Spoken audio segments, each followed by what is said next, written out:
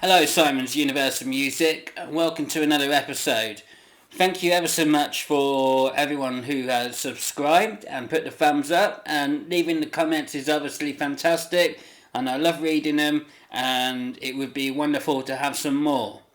On this episode of Simon's Universe of Music, we're talking about a man who I have seen live 13 times. He's been in some incredible bands within this country, and he is a great musician that has played a major part in the music that I love. So today we're talking about Andy Bell and his new solo album, which was released on the 9th of October, The View from Halfway Down. He says he's always wanted to make a solo album. I've been listening to it the last few days, and I think it's absolutely a great piece of work. But first of all, let's just talk about Andy Bell. He has been absolutely a colossal man in Simon's Universe of Music. I mean, for him to be part of Oasis for the 10 years that I was going to see that band, he was the bass player in that band, and for when he obviously got the job of being in that band, when Oasis needed a new bass player because Grigsby had left, they saw in Melody Maker Andy Bell was going to play Gay Dad. Well, they didn't want that. He got the job, and for him to be in that band for 10 years, and for me going to see that band for 10 years, he was a major part of it. I saw him in BDI 3 times, and obviously he was playing guitar in that band, which was pretty good, and I think he had a real impact on that band, because he is a singer-songwriter. He's a great musician, and as a guitarist, he is absolutely fantastic. I suppose his main bit of success, maybe, is probably being in Ride. For being in Ride and Hurricane Number 1, and probably most of all being part of the Creation family. The Creation label, for Ride getting signed to be on the label and to have the success through that band. He has a huge part to play in the universe. He has a huge part to play in my musical taste, and I think the guy really does know what he's doing musically. I think he's very good at his technique of his finger picking, which I'm sure a lot of people would say, and he says he's self-taught.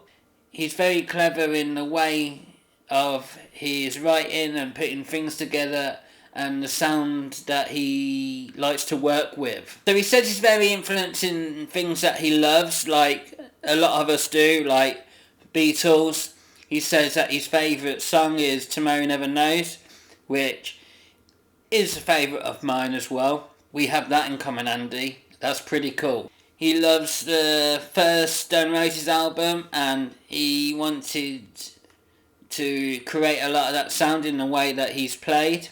I think it's really pretty amazing that as a musician, where he started, the way that he's progressed into this incredible professional musician, to play with some of the best people in the world, travel around the world.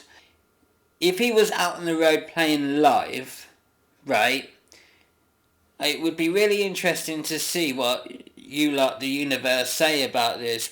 If obviously gigs were happening without the chaos of obviously what's going on, and I can't go on about it because it makes me really mad, and I wish it wasn't like it was, but hey, there you go.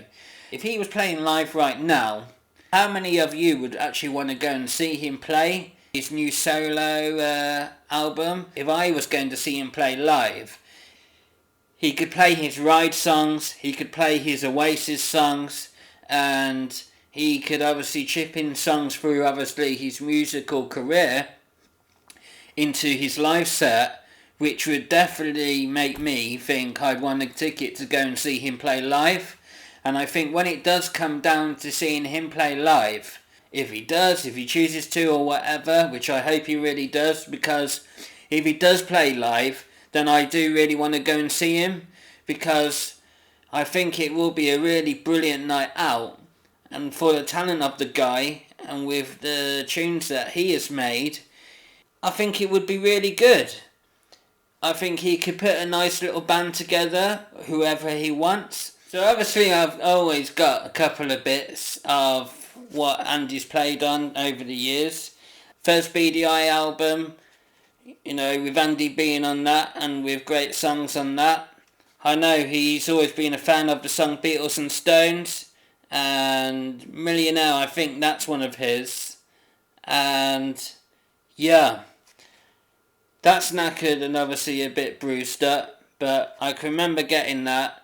It's a great album, I think, for Andy to play on. Andy to be on the second album, which basically a lot of people think was a really good album, and I love the way that Andy plays on that. And I saw BDI 3 times live. Twice at Wolverhampton Civic Hall and once at Birmingham Academy. And they were good gigs. I really enjoyed it. I really enjoyed seeing Liam, Gem, Andy, Chris. It was really good to see him at the time, obviously the split, but with Andy playing guitar. This was the first time I'd seen Andy play guitar, playing for BDI. There's a lot of people that all know about that and Andy playing on it. With the influence of Andy being in Oasis. I really do love the single on Stop Crying Your Heart Out, which is Thank You for the Good Times. It's a really good track. If he was touring live, basically I think he could put songs like that into his set, because it's a great tune. It's a one that I really do like, and it is an Oasis B-side that I think, is a really good song. Yeah, Thank You for the Good Times, and that single Stop Crying Your Heart Out by Andy Bell. That's really good. And there's that single, Second Bite of the Apple, with BDI. And what else have we got here? Even Chemistry. So also with Andy Bell, you've got Turn Up the Sun. Don't Believe the Truth. I really love the song Turn Up the Sun. It's a great Andy Bell tune. It's a tune that obviously when they were playing in Manchester, the barrier broke. I wasn't at that one, I was on the day after. Turn Up the Sun is a great Andy Bell tune. The sound of it, the intro, the outro, and yeah, for the influence that he put into Oasis, I think was pretty excellent. I do think, it was great that Andy Bell was in Oasis, and I do think that he had an impact on Oasis. For him playing the bass for the 10 years in Oasis was pretty cool, but I think his main priority has always been being in Ride. And I can obviously hold my hands up and say, I know Ride, I've listened to tracks on Ride, but if anything is for sure, then Oasis and BDI gave me Andy Bell. And I saw a Ride a couple of years ago where it was a day out in Newcastle, no one was headlining, and Ride were there in the day. And where me and Susanna were stood, you could see Gem watching on the side, which is another thing that I'm going to come into. And I think through the partnership of Gem with Andy is pretty awesome. I think Gem working with Andy is an absolute massive deal, for both of them being A-class, top-class musicians, for them playing their instruments, and the friendship between them two, and the way that they've worked together, and with Gem producing Andy's new album. I honestly think it is a match made in heaven. Like, them two working together is pretty absolutely awesome. And it's something that I absolutely love, because I'm not just trapped in one side of the circle of the universe. I love everything that comes into it. And all these people make it so special for my ears and my mind to listen to. which I'm sure millions of you in the universe absolutely love. Yeah, I absolutely fascinated with the way that these two work together. I hope these two work together for a hell of a long time because I think they've got so much to give, and I think, a long way down the road, they can give us a soundtrack to our lives that is absolutely so magical and so brilliant, and something that I really wanna hear. Andy Bell says that Gem hasn't played on his new solo album, which I think is a really good thing. I think it's just that, obviously Gem's helped him out with the producing and when they've gone into the studio to work things out together. But I think it's all just come down to Andy.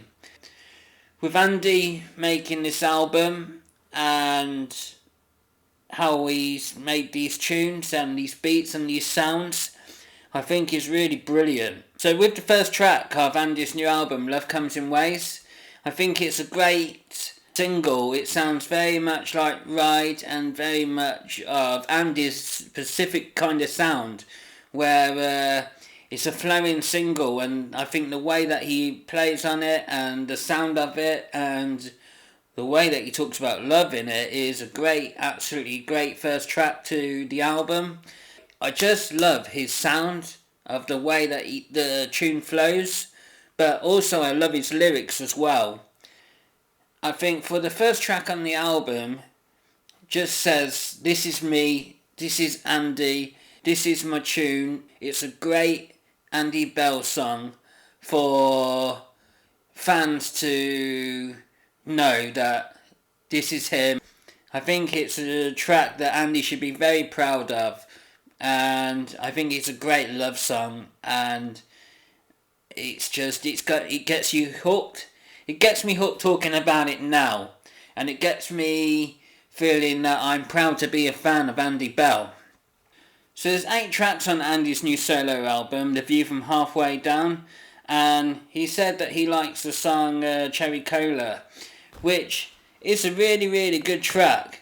It's just flowing. It's pretty cool, and yeah, the way that he plays on it is just absolutely great. It's a song that I recommend for people to listen to, and I think that would be one of his great tracks. If you were to see him live, I would be excited to hear that one because I think it's pretty cool. It can get you rocking, and it's just a steady little track that obviously I think that's pretty excellent.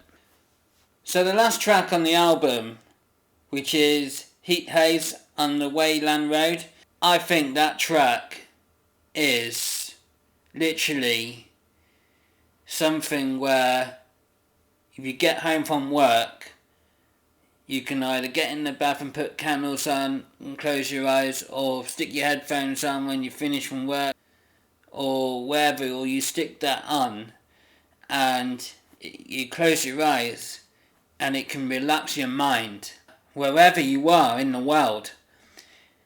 I think with these tracks on the album, Ghost Tone, Skywalker, Cherry Cola, I Was Alone, just a couple of names off the album, but I think with Andy Bell's new solo album, he should be very proud of the work that he's done. I think the work that he has done on this new album is pretty excellent. If you're a fan of Oasis and Ride and of Andy Bell, then definitely I think his album is worth obviously getting. I think it's an album that you can listen to whenever you want. I think it's a sort of album that I'm not going to stop listening to. I'm a fan of his work, and I think that he can carry on making records for himself. I know Ride is probably his main project and what he really, really does love the most, which is fair enough, and I think that's really cool because a band that's been going since 1988, to be still going now and to still have that friendship and for them to still be working together is pretty unbelievable, especially for the time scale and how many different bands of that time period have been and gone. But they're still carrying on. So that's pretty cool. Yeah, that's where we're going to finish up on Andy Bell.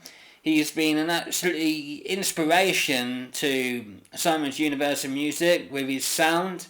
Seeing him play live for the times that I have, and seeing him work with obviously, people that are really, really good. He's definitely influenced by people like Johnny Marr, the Beatles, the Stones.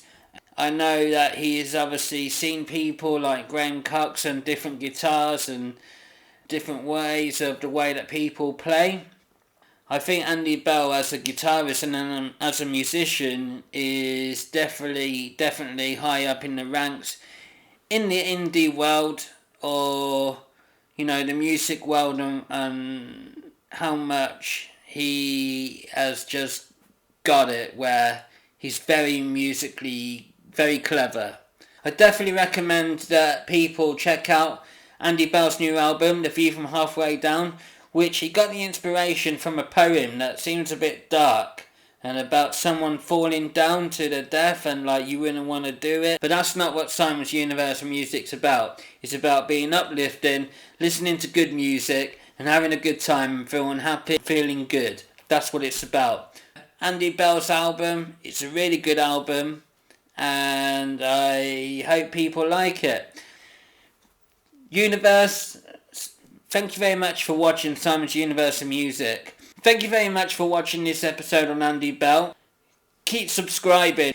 I've got so much coming up and I want to keep going and making the universe happy, talking about things that I love and music that I've seen, and I've got so many stories I can talk to you about, like meeting Kings of Leon, meeting the Von Bondies, who else? Primal Scream, and so on. So, thank you very much for watching, and we will see you next time in Simon's Universe of Music.